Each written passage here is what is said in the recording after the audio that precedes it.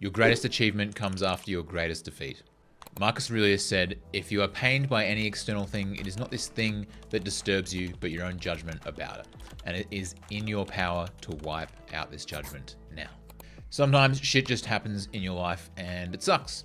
You know, the ability to bounce back from these circumstances is in your control, as it is in mine.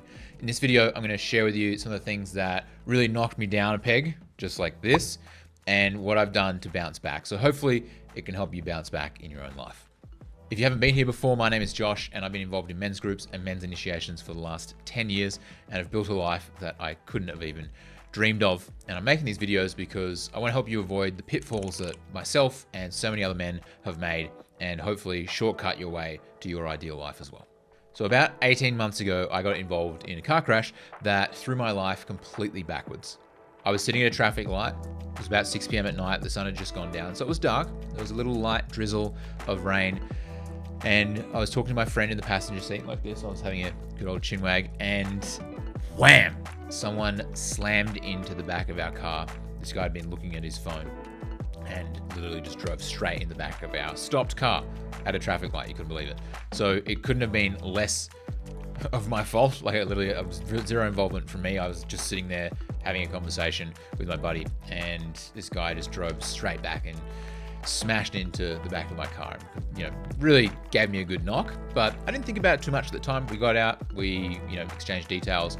I had a bit of a headache over the coming days, but then things started to get really bad, and I was talking and suddenly I'd forget what I was going to say.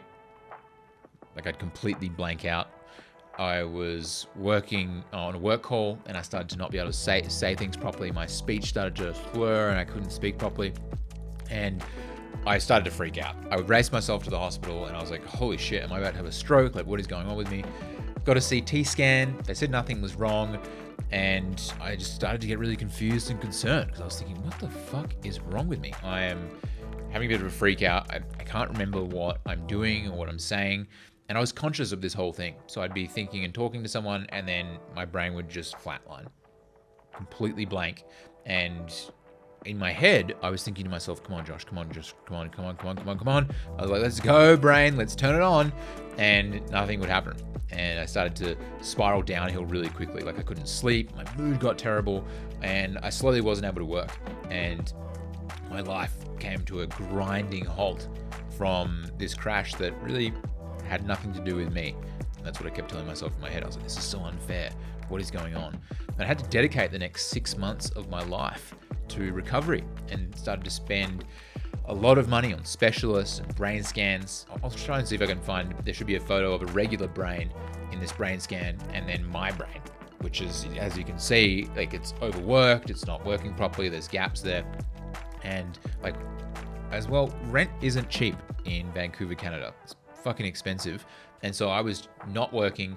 I tore through my savings and threw myself back into debt, which I'd worked so hard to get out of, in my early 20s. And all the work that I'd put in, all this hard work that I'd put in, felt like it had completely gone to waste. I was devastated. I was heartbroken. I was so disappointed in myself. And like, I'd worked so fucking hard to get to this place of stability, and like, it was all washed away by some fucking dickhead that was sitting on his phone and literally crashed into my stopped car. And I blamed him. I felt good. I was like, fuck you, motherfucker. Like, I was so angry and so frustrated, and I had all this hate in my body and this resentment that I was projecting out to this dude, and who I didn't see him again, I never knew him again, and the insurance system, unfortunately, is pretty fucked in Canada, and so I had no insurance. Like, I was just spending all of my own money. And thankfully, during this time, I had some stoicism to read, and thankfully, I'd already read The Obstacle is the Way by Ryan Holiday multiple times, Meditations by Marcus Aurelius, and it was really like a total anchor to my sanity. I was waking up every day and facing the fact that I couldn't work out, I couldn't work, I was an emotional wreck, like, I would just start crying, and I was just angry, and I was just all over the shop. And I went down to the beach one day, and after reading some meditations by Marcus Aurelius, and was feeling really at peace with where things were at, and I was doing recovery looking out over the beautiful ocean with the snow-capped mountains in the background. Like if you've ever seen Vancouver in the wintertime, it's amazing. It's so beautiful. And, I was breathing in this cold, crisp, clean air and filled my lungs and felt alive. And I took a step and my back tweaked out and I fell face first onto the sand and I couldn't get up. And I refused to be defeated. I was so fucking pissed off. And I was like, fuck this. I'm not going to be found on this fucking beach like some cripple.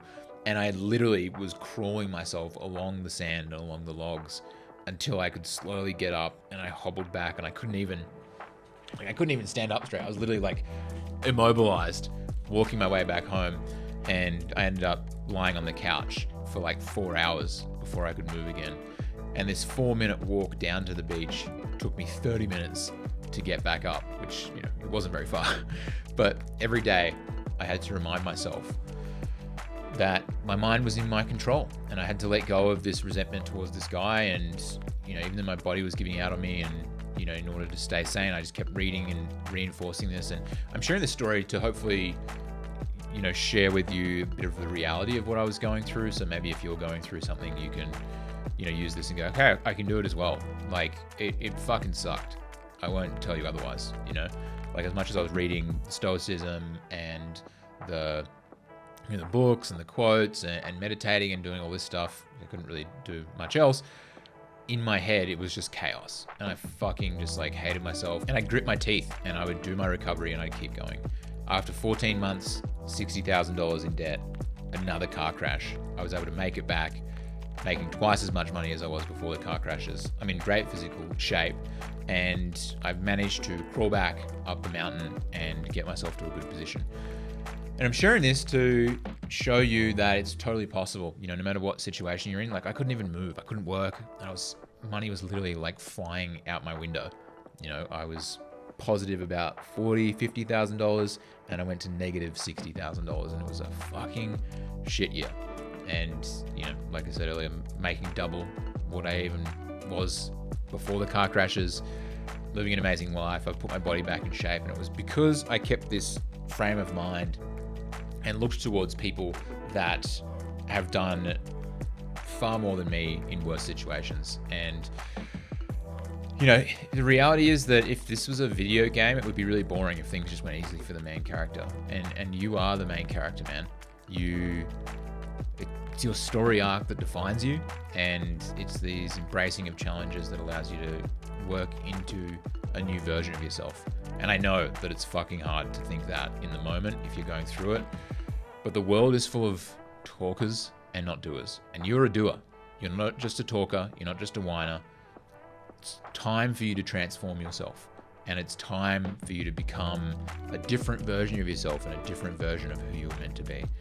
And what worked for me was having a constant drip feed of men who were better than me. An example of that is Augustus Caesar, who was the first emperor of Rome. He's got this amazing quote. He was a cripple. He was a cripple and he fucking really struggled in his life. And he has this quote where he says, "I may have the body of a woman, but I have the heart and stomach of a king." Like, what a fucking warrior. This guy conquered entire civilizations. And he built an entire empire and became the first emperor of Rome while being a cripple. But if he can do it and I can do it, then you sure as hell can do it. So I'm not better than you. I'm the same as you. I'm just on the other side. So hopefully this story can help. And if you're going through something tough, you can relate to it and keep forging forward to become who you're meant to be. Lots of love. I'll see you in the next video.